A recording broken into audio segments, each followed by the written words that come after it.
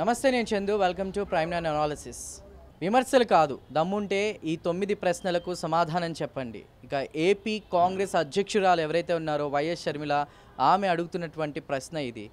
తన తండ్రి రాజశేఖర్ రెడ్డి హయాంలో దాదాపు 52,000 పోస్టులు టీచర్స్కి సంబంధించి, డిఎస్సికి సంబంధించి రిలీజ్ చేస్తే, వైఎస్ జగన్ తన అన్న హయాంలో కేవలం 6,000 పోస్టులు రిలీజ్ చేయడం వెనక ఉన్నటువంటి ఆంతర్యం ఏంటి అంటూ కూడా ప్రశ్నిస్తున్నారు. ముఖ్యంగా ఇక్కడ మరో కామెంట్ కూడా ఆవిడ చేశారు.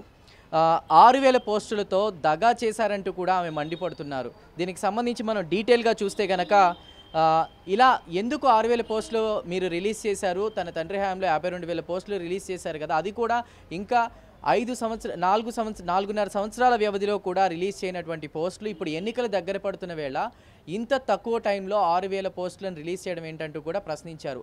నేను ఇలా ప్రశ్నిస్తున్నది ఆల్మోస్ట్ అక్కడ విద్యార్థులు వాళ్ళందరూ కూడా నాతో చెప్పుకున్నటువంటి సమస్యల్ని బేస్ చేసుకుని నేను అడగడం జరుగుతుంది. అలా నేను ప్రశ్నిస్తున్నప్పుడు దానికి మీరు విమర్శలు చేయడం, టార్గెట్ చేస్తూ మాట్లాడడం ఎంతవరకు కరెక్ట్ అని కూడా చెప్తున్నారు. అయితే విమర్శలు చేసే ముందు ఒకటే ఆమె క్వశ్చన్ చేస్తున్నారు. నేను 9 ప్రశ్నలు అడుగుతున్నాను, ఇది వైసీపీ ప్రభుత్వానికి, అదేవిధంగా వైసీపీలో నన్ను టార్గెట్ చేస్తూ విమర్శలు చేస్తున్న వాళ్ళందరికీ కలిపి కూడా నేను ఈ 9 ప్రశ్నలు వేస్తున్నారంటూ కూడా ఆమె మాట్లాడారు. అయితే ఇంత తక్కువ టైంలో 6,000 కేవలం 6,000 పోస్టులు, ఎన్నో లక్షల మంది డిఎస్సికి సంబంధించి, టెట్కి సంబంధించి కూడా ప్రిపేర్ అవుతూ వస్తున్నారు. ఎప్పుడెప్పుడు దీనికి సంబంధించి అప్లికేషన్స్ రిలీజ్ చేస్తారు, ఎగ్జామ్స్ ఎప్పుడు రాయాలని ఎదురు చూస్తున్నారు. అలాంటి తరుణంలో కేవలం 6,000 పోస్టులు మాత్రమే రిలీజ్ చేయడం వెనక ఉన్నటువంటి ఆంతర్యం ఏమిటి, ఎవరి కోసం ఈ పోస్టులు రిలీజ్ చేశారంటూ కూడా ఆమె ప్రశ్నించినటువంటి పరిస్థితి. ఇంత తక్కువ వ్యవధిలో విద్యార్థులు ఎలా ప్రిపేర్ అవుతారు? సరే, ఆల్రెడీ ప్రిపేర్ అయి ఉన్నప్పటికీ కూడా తర్వాత దీనికి సంబంధించి అప్లికేషన్ రిలీజ్ చేసిన తర్వాత ఎగ్జామ్ వ్యవధి కూడా చాలా షార్ట్ పీరియడ్ కానీ చాలా తక్కువ టైంలో పెట్టినట్టు కూడా చెప్తున్నారు. ఇక ఓవరాల్గా దాని గురించి డిస్కస్ చేసే ముందు వైఎస్ షర్మిల తనని విమర్శలు చేస్తున్నటువంటి వారికి సూటిగా అడుగుతున్నటువంటి 9 ప్రశ్నలు మనం ఒకసారి చూద్దాం. మొదటిగా 2019 ఎన్నికల్లో హామీ ఇచ్చినట్లు 25,000 టీచర్ల పోస్టుల భర్తీ ఎక్కడా అంటూ కూడా ప్రశ్నించారు.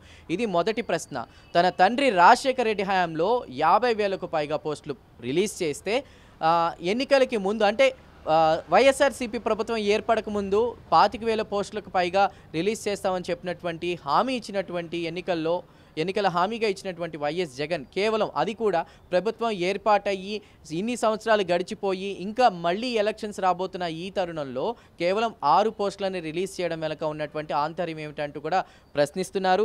మరోవైపు రెండో ప్రశ్న మనం చూసుకున్నట్లయితే 5 ఏళ్ళు నోటిఫికేషన్ ఇవ్వకుండా కాలయాపన చేశారు. ఇది ఒక రకంగా మొదటి క్వశ్చన్లో వస్తుంది. ఇక ఎన్నికలకు ముందు నెలన్నర ముందు 6,000 పోస్టులు భర్తీ చేయడంలో ఉన్న ఆంతర్యం ఏమిటి? ఓవరాల్గా ఈ 3 ప్రశ్నల ఆంతర్యం ఒకటే. తక్కువ షార్ట్ పీరియడ్లో కేవలం కొద్ది పోస్టులే రిలీజ్ చేసి విద్యార్థుల్ని కేవలం వాళ్ళ దగ్గర నుంచి అప్లికేషన్ ఫీజుల్ని ఒక ఫండ్ లాగా కలెక్ట్ చేయడం తప్ప వారికి న్యాయం చేసేది లేదు అనేది ఆమె ఆంతర్యంగా కనిపిస్తుంది. కొంతమంది విద్యార్థులు కూడా ఇదే విషయాన్ని బయటకు వెల్లడించినటువంటి పరిస్థితి. అంటే ఒక రకంగా పోస్టులు రిలీజ్ చేశారు, ఎగ్జామ్స్కి రాయొచ్చు, జాబ్లు వస్తాయని అనుకోవాలా, లేదంటే కేవలం అప్లికేషన్ ఫీజు పే చేస్తున్నాం పోస్టుల విషయంలో, తర్వాత ఎగ్జామ్ రాసిన తర్వాత రిజల్ట్ తర్వాత పరిస్థితులు ఎలా ఉంటాయి, ఎవరికి పోస్టులు వస్తాయి అనేది ఒక రకంగా మనం ఆలోచించాల్సినటువంటి ప్రశ్న. ఇక నాలుగో ప్రశ్న చూసుకుంటే, టెట్ డిఎస్సి కలిపి నోటిఫికేషన్ ఇస్తే అభ్యర్థులు దేనికి ప్రిపేర్ అవ్వాలి? చాలా తక్కువ వ్యవధిలో ఇలా టెట్కి డిఎస్సికి సంబంధించి పోస్టులు రిలీజ్ చేయడం వెనక విద్యార్థులు దానికి ప్రిపేర్ అయ్యే వాళ్ళు ఉంటారు, లేదంటే డిఎస్సికి సంబంధించి కూడా ప్రిపేర్ అయ్యే వాళ్ళు ఉంటారు, లేదా రెండింటికి ప్రిపేర్ అయ్యే వాళ్ళు ఉంటారు. రెండింటికి కలిపి ఇంత తక్కువ షార్ట్ టైం పెట్టడం వెనక ఉన్నటువంటి ఆంతర్యం ఏంటంటే కూడా ఇక చెప్పడం జరిగింది. ఇక నోటిఫికేషన్ ఇచ్చిన 30 రోజుల్లో పరీక్షలు పెట్టడం దేశంలో ఎక్కడైనా ఉందా అంటూ కూడా షర్మిల ప్రశ్నిస్తున్నటువంటి పరిస్థితి. ఇక ఇవన్నీ కూడా అక్కడ డిఎస్సికి ప్రిపేర్ అవుతున్నటువంటి విద్యార్థులు ఎవరైతే ఉన్నారో వాళ్ళందరూ కూడా వ్యక్తీకరించినటువంటి విషయాలే. దీన్ని బేస్ చేసుకుని వైఎస్ షర్మిల ఇవన్నీ కూడా క్వశ్చన్ చేశారంటూ కొందరు చెప్తున్నటువంటి పరిస్థితి. ఇక టెట్ విషయానికి వస్తే కేవలం 20 రోజుల వ్యవధి, డిఎస్సికి సంబంధించి 30 రోజుల వ్యవధి, టెట్కి సంబంధించి 20 రోజుల వ్యవధి. ఇంత తక్కువ షార్ట్ పీరియడ్లో ఎలా విద్యార్థులు ప్రిపేర్ అవుతారు? ఇంత తక్కువ షార్ట్ పీరియడ్లో విద్యార్థులు అసలు ఎలా ప్రిపేర్ అవుతారు? మీ ఉద్దేశం ఏంటి అంటూ కూడా ఆమె ప్రశ్నించడం జరిగింది. మొత్తం మీద డిఎస్సికి టెట్కి మధ్య వ్యవధి కేవలం 6 రోజుల, ఓవరాల్గా చూసుకుంటే 30 రోజుల వ్యవధి. ఇక టెట్కి సంబంధించి 26 రోజులు, ఆ తర్వాత రాసేసిన తర్వాత డిఎస్సికి సంబంధించి 6 రోజుల వ్యవధి. ఇంత తక్కువ టైం పీరియడ్లో విద్యార్థులు ఎలా ప్రిపేర్ అవ్వాలి? ఓవరాల్గా ఈ 5 ప్రశ్నల్లో మనకి ఒకటే అర్థమవుతుంది ఏంటంటే, ఓకే, ఎన్నికలకు ముందు 25,000కు పైగా పోస్టులు రిలీజ్ చేస్తా అన్నారు. దాన్ని కేవలం 6,000 పోస్టులకు కుదించారు. అది కూడా ప్రభుత్వం ఏర్పాటు చేసిన తరువాత మళ్ళీ ఎలక్షన్స్ రాబోతున్న కొద్ది రోజుల ముందు. ఓకే. తర్వాత వైఎస్ఆర్ హయాంలో 100 రోజుల గడువు ఇచ్చినటువంటి సంగతి ప్రస్తుతం జగన్‌కి గుర్తులేదా? 100 రోజుల వ్యవధి అంటే దాదాపు 3 నెలలకు పైగా కాలం. 3 నెలల వ్యవధి ప్రిపేర్ అవ్వడానికి టైం ఇచ్చారు. మరి నెల రోజులే. అప్పుడేమో 3 నెలలు, ఇప్పుడు 30 రోజులే ఇస్తున్నారు. మరి వైఎస్ఆర్ హయాంలో 100 రోజులు ఇచ్చినటువంటి సంగతి మీకు గుర్తులేదా అంటూ కూడా ప్రశ్నించారు. సో ఇప్పటి వరకు మనం 7 ప్రశ్నలు అయితే మనం కంప్లీట్ చేసాం. ఓవరాల్‌గా ఇక ఇచ్చిన సిలబస్ ప్రకారం ఒక్కో అభ్యర్థి 150 పుస్తకాలు చదవాలని మీకు తెలియదా? ఇంత తక్కువ షార్ట్ పీరియడ్‌లో వీళ్ళు ఈ పుస్తకాలన్నీ కూడా ఎలా చదువుతారు? కేవలం విద్యార్థులు కూడా దీనికి సంబంధించి ఎవరైతే ప్రిపేర్ అవుతున్నారో వాళ్ళందరూ కూడా నవ్వుతున్నటువంటి పరిస్థితి. కేవలం ఇదొక ఎన్నికల స్టంట్‌గానే చూస్తున్నారు. ఎన్నికలు దగ్గరకు వస్తున్నాయి కాబట్టి ఎక్కడ ఓట్లు కోల్పోతామో, ప్రభుత్వం ఏర్పాటు చేయలేకపోతామో అని మాత్రమే ఈ డిఎస్సికి సంబంధించి, టెట్‌కి సంబంధించి రిలీజ్ చేశారే తప్ప ఇక పోస్టులకు సంబంధించి అది పెరుమాళ్ళకి ఎరుక అన్నట్టు కూడా వాళ్ళు ఆలోచిస్తున్నటువంటి పరిస్థితి. ఇక మరోవైపు రోజుకి 5 పుస్తకాలు చదవడం అభ్యర్థులకు సాధ్యపడే పనేనా అంటూ కూడా ఆవిడ ప్రశ్నించారు.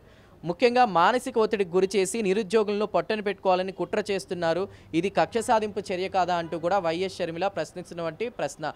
మొత్తం మీద ఈ 9 ప్రశ్నలను కూడా ఆవిడ సంధించడం జరిగింది. ఎవరైతే తన్ను విమర్శలు చేస్తున్నారో, విమర్శలు చేసే ముందు తను అడిగేటువంటి 9 ప్రశ్నలకు కూడా, ఈ 9 ప్రశ్నలకు కూడా సమాధానం చెప్పాలంటూ కూడా వైఎస్ షర్మిల అందరినీ, అంటే ఎవరైతే తను విమర్శ చేస్తున్నారో ప్రభుత్వాన్ని కావచ్చు, ప్రభుత్వంలో పనిచేస్తున్నటువంటి వాళ్ళు కావచ్చు, ఆయన తరపు ఎమ్మెల్యేలు ఎవరైతే ఉన్నారో వాళ్ళందరినీ కూడా సూటిగా ప్రశ్నిస్తూ కూడా ముందు నన్ను విమర్శించే ముందు వీటికి సమాధానం చెప్పాలంటూ కూడా టార్గెట్గా ఈ ప్రశ్నలు అడగడం జరిగింది.